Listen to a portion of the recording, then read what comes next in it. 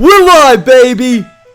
Welcome to another edition of Drop the Ball. I'm your host, Alex Monaco. Shout out to the beautiful tunes. It's called Chill and Kill.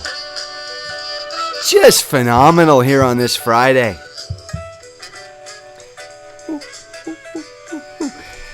All right, so we got a great show for you, folks. Thanks for tuning in, live or archived.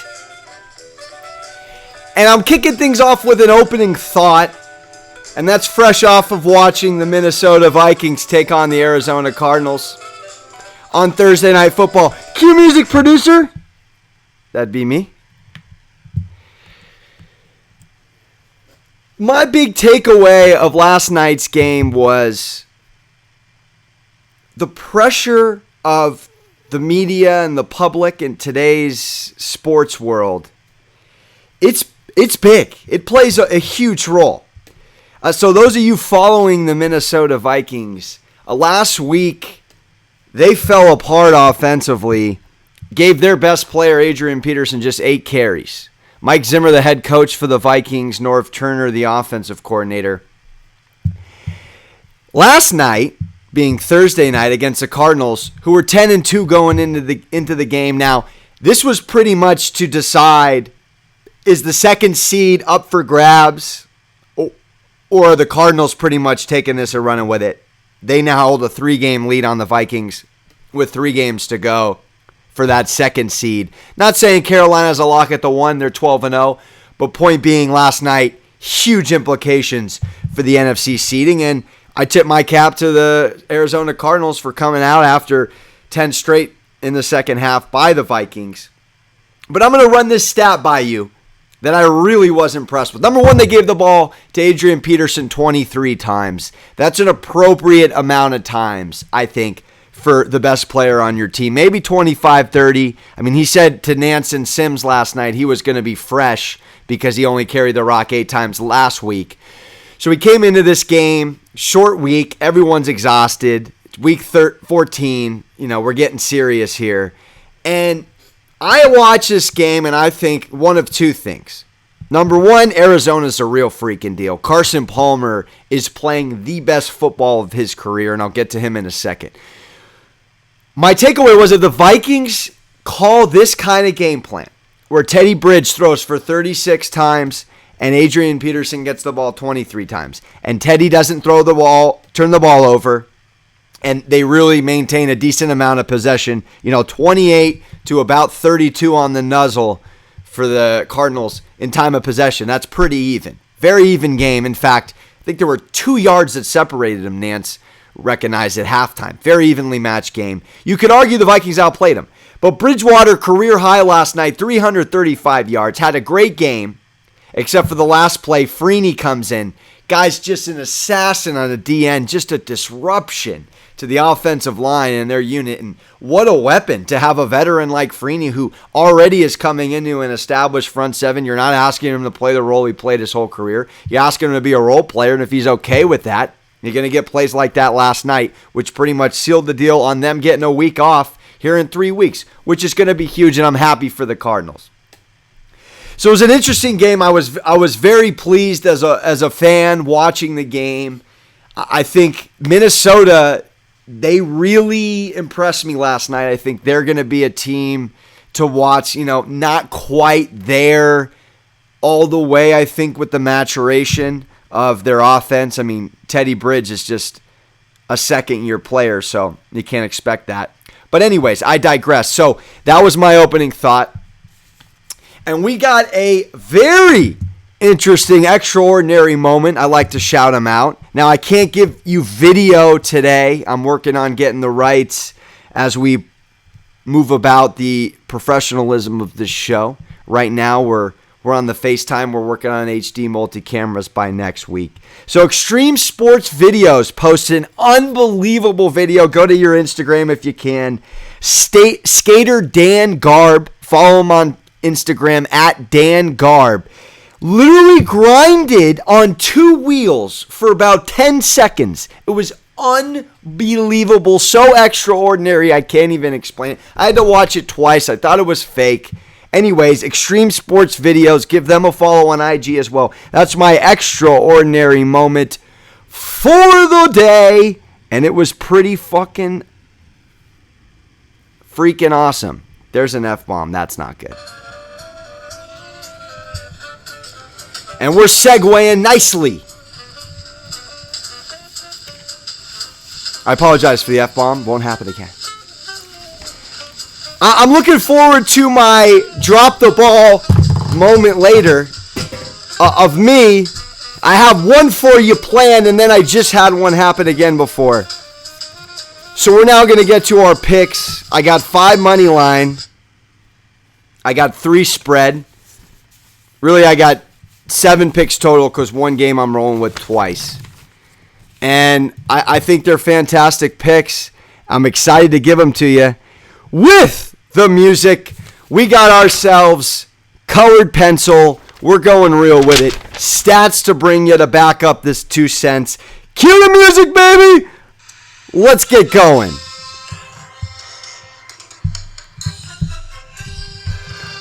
All right. First pick of the week, I got the Indianapolis Colts over the Jacksonville Jaguars in Jacksonville. 6 straight wins the Colts have against Jacksonville. 16-13 coming off a victory. Hasselbeck, he had his first start, remember, just earlier in the season. For his first time in 3 years, he threw for 282 yards and a tug against the Jaguars. Posluszny's absence. Huge issue for the Jags in the last 2 games. They've given up 73 points in his absence. And my goodness gracious. 108-30. The Colts have outscored the Jacksonville Jaguars in their last 3 matchups in Jacksonville. So it doesn't really appear like the home field. I mean, for goodness sakes, the Jaguars got a pool to chill in. You got to love that, baby, as a fan. But are they really paying attention? I don't know. Either way, I like the Colts. Money line, first pick. Second pick, I got the Green Bay Packers over the Dallas Cowboys. Obviously, we remember them 2 squaring off in the second round of the playoffs last year. It was an unbelievable game, 26-21. It was the catch, no catch with Dez. Did he have it? Did he not? Oh, no, we're listening to Drop the Ball, and this is the show. You got to love it. So, Lions blew a 20-point lead against the Packers. They're coming off momentum. Anytime in a head-to-head race, this is my theory, that another team loses, it's momentum for the other team. Green Bay watches Minnesota lose last night. They got a chance to get right back in it in the NFC North #1 conversation. I like that. Dallas just 19 points against the Redskins. If you're telling me they're getting 19 points against Green Bay, I got the Pack. Forget about it. And the Pack avoid losing 3 straight at home for the first time since 2006. I like the Packers. Pick number 2. Moving right along to pick number 3. It's a big spread. I don't want to say this is a hard decision, so I'm not giving myself too much credit for it. But I'm taking the Jets at home over the Titans. New York goes for their first 3-game winning streak in 4 seasons. Hey, when one guy's down in town, hopefully someone's there to pick him up. Jets, Giants, 5-7, 7-5. Nailing the Coughlin, I believe, was the cover of the New York Times last week.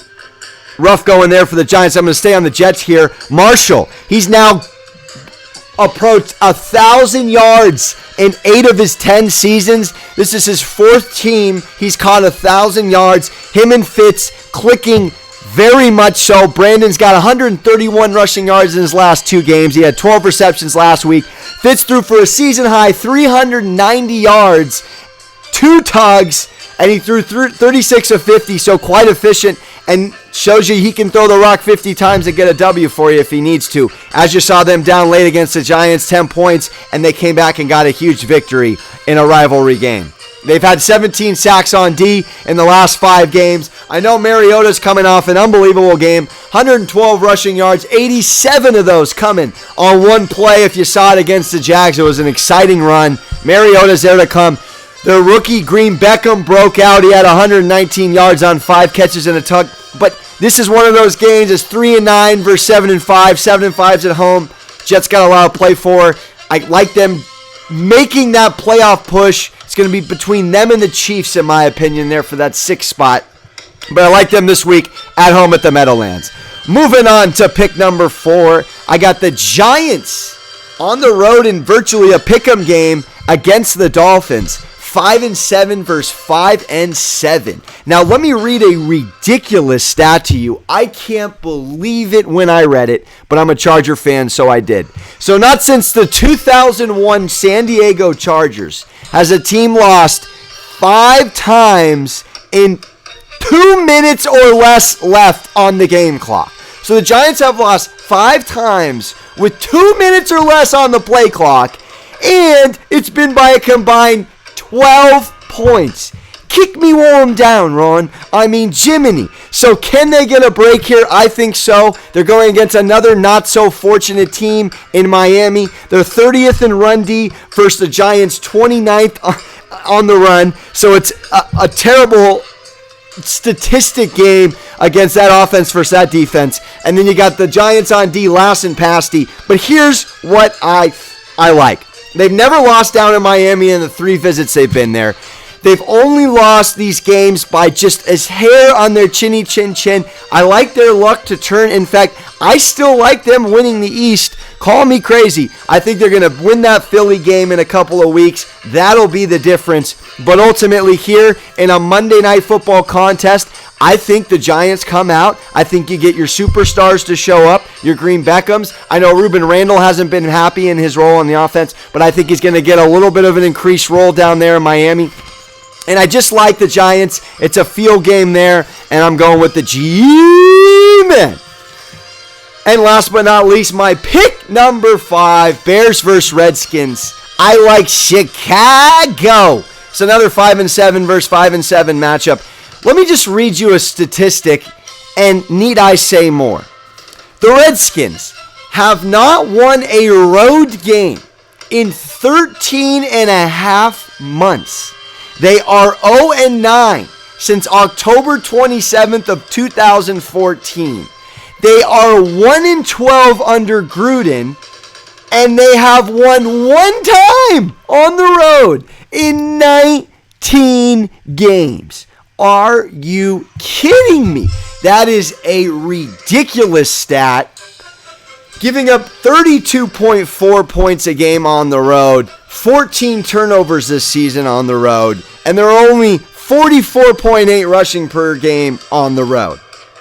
The Bears, similar to the Giants, 4 losses by less than 7 points.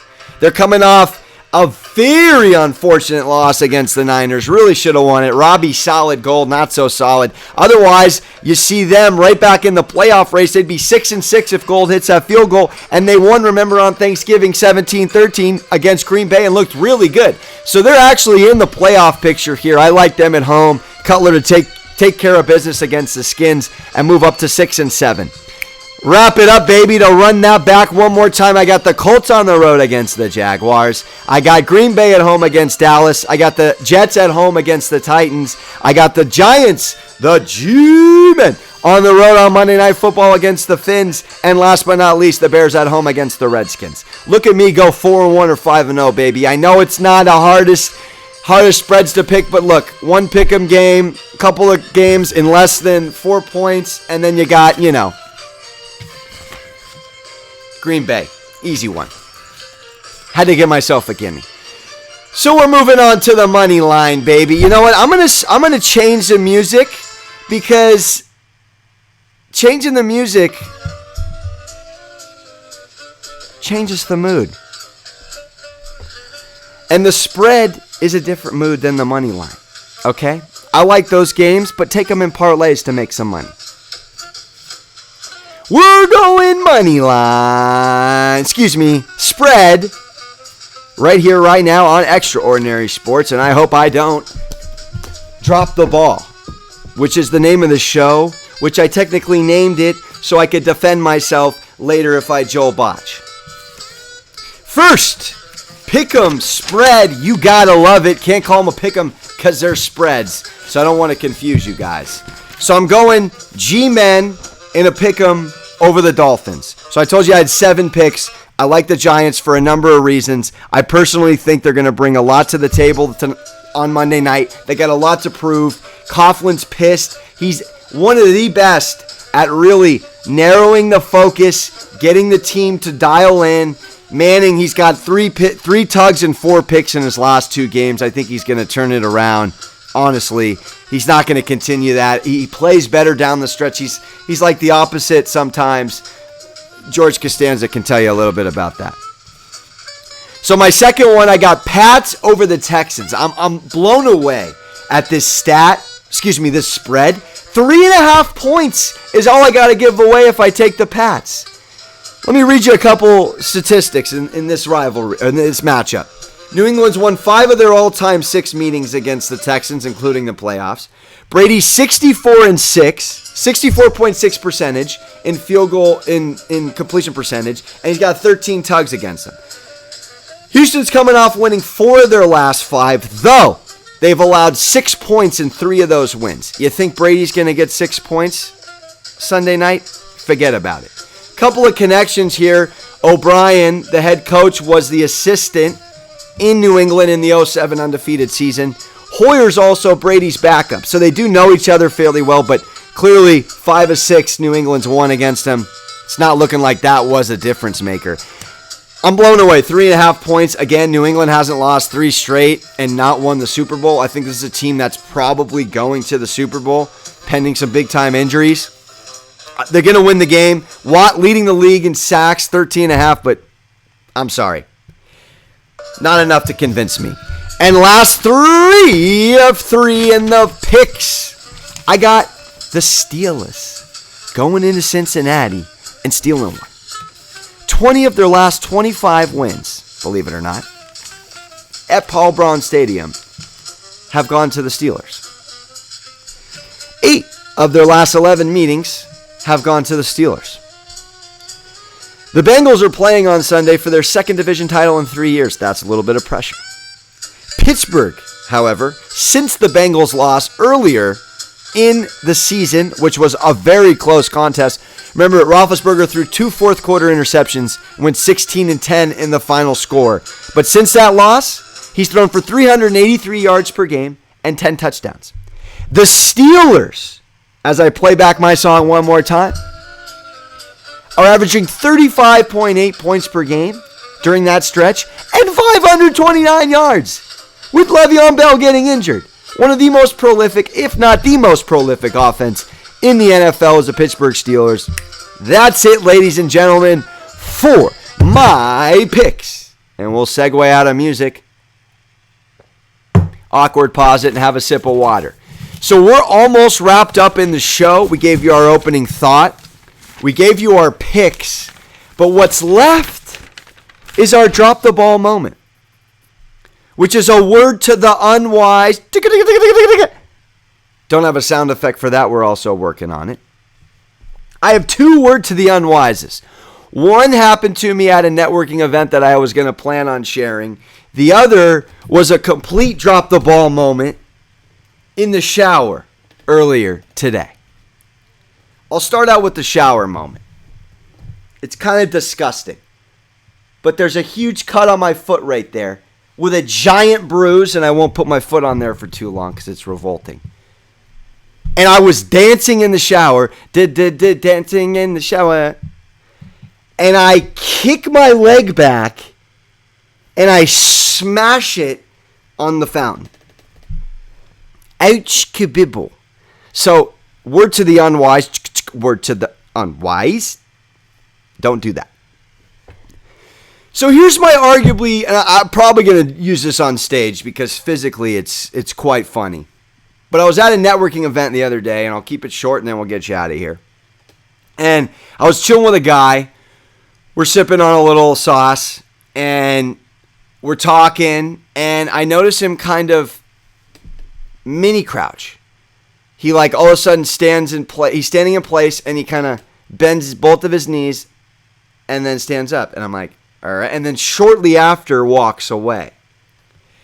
Then I was in a circle about 15 minutes later with him, And I saw him kind of lift his back leg and move it back, similar to my foot going, Then I was with him a third time a couple of minutes later, and that's when I realized, because I was on the receiving end of this revolting equation, oh my gosh, this guy is a genius, but this is disgusting. He then decided to go from a normal stance to a spread stance, aka spreading his rear end and passing some more gas. Now this went my direction, up my nostrils, and it was borderline yak time. Fortunately for me, I rolled off a pick of this other guy, Ron, who was carrying a drink, and I spun out of it, and I think the wind of the momentum of the smell went into Ron's drink. I apologize, Ron, if you're out there listening. But I was blown away. I'm like jotting this down because this is a man. I mean, everyone's got to do it at some point, depending on what they eat or there's triggers of having to pass gas. And this guy is so subtle about it. He mini crouched, then he lifted his leg up, but it was like a lift of the leg up to like maybe ripple his clothes, his pant leg. And then the third one was standing wide to like get more comfortable and look more engaged non-verbally. So this guy possibly tricked us not once, not twice, 3 times over. Unless you're like me and a modern day Larry David looking for that scenario, I can't believe I found it. And I did. So I'm thinking of possibly going on stage with that because it was pretty ridiculous. And, you know, who does that? But ultimately, a word to the unwise out there, wicka word, don't do that. It's you see a guy crouching, get out of there. Back to the song Chill and Kill as we get our outro on. You're watching. Drop the ball. And remember, folks, shop in advance this Christmas year, this holiday season. Happy Hanukkah to those of you out there. And remember, take my picks. You will not regret it. Teddy Bridge is not troubled over water. And if a man is moving about the cabin in an art and dart kind of fashion, give a little look. It's going to be risque. Commercial free, brought to you by Extraordinary Sports on this Friday. It's December, baby. Holiday season, holiday cheer. Enjoy yourselves out there. Have a great weekend. Ta-ta, real smooth.